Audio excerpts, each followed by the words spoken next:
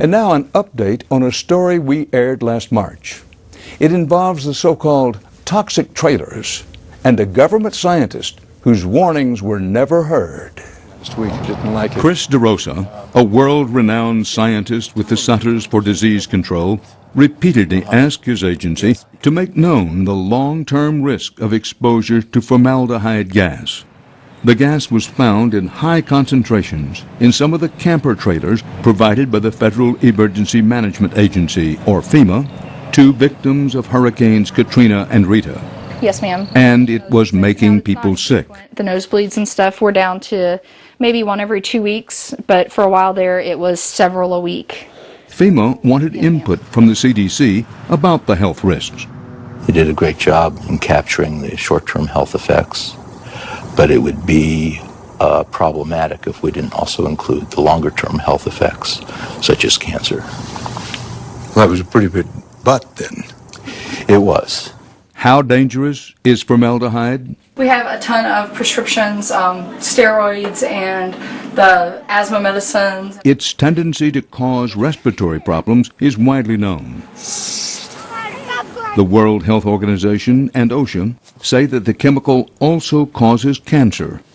Beyond that, DeRosa says it can cause spontaneous abortions. And what was FEMA's reaction when you said that they should include this, the long-term consequences?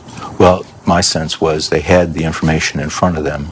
They needed to include that information, including the issue of cancer. I didn't hear back from FEMA.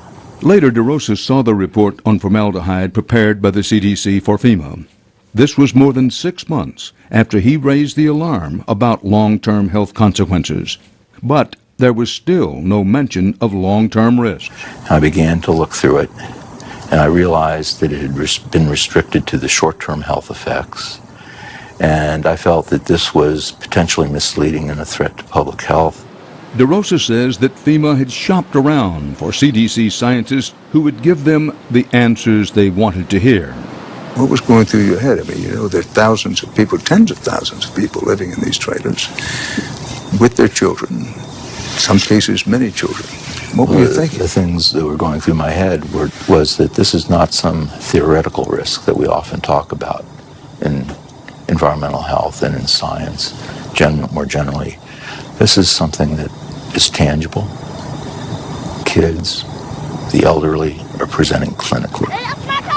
Having seen children undergoing an acute asthmatic attack and knowing that these kids are housed in those trailers, their parents are watching this, they're spending time in the emergency room, I felt that there was a need to act.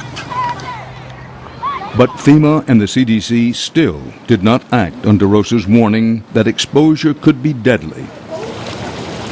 He believes that neither of these agencies lived up to their responsibilities. Well, we took people at their most vulnerable point, and we moved them to a disaster that was potentially worse when they thought it was better. And that's what you tried to get others to put out publicly? Yes. DeRosa sent more warnings to higher-ups at CDC, but the danger of long-term formaldehyde exposure wasn't made known until months later.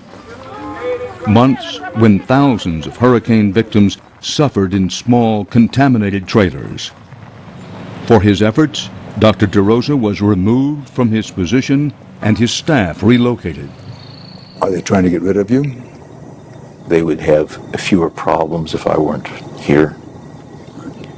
I think that there may also be an element of sending a message more broadly. That given the fact that I had a fairly strong track record over 27 years as a federal employee, and prior to that for 10 years in academia, that the message is, if they can do that to me, what will they do to others? And now a report from Congress validates DeRosa's claims. The House Committee on Science and Technology has issued a scathing account of what happened, saying that blame for the inadequate and slow actions of the government agencies can be squarely put on those in leadership roles. As a result, quote, thousands of Hurricane Katrina and Rita families living in trailers with high levels of formaldehyde were kept in harm's way for at least 1 year longer than necessary. End quote. As for Dr. DeRosa, he is still fighting through mediation to be reinstated in his old job.